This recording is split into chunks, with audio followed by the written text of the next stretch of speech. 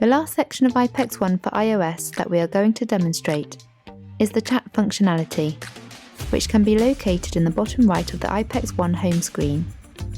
Here you can see your chat history, including your previous messages you have sent. These can also be filtered, only showing unread or favourite messages. You can also leave all of your chats by selecting Delete History in the top right-hand corner of the screen.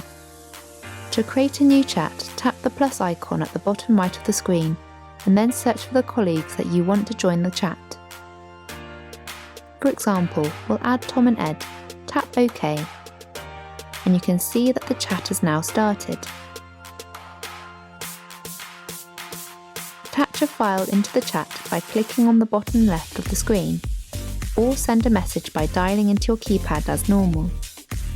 Now we will initiate a call from the chat.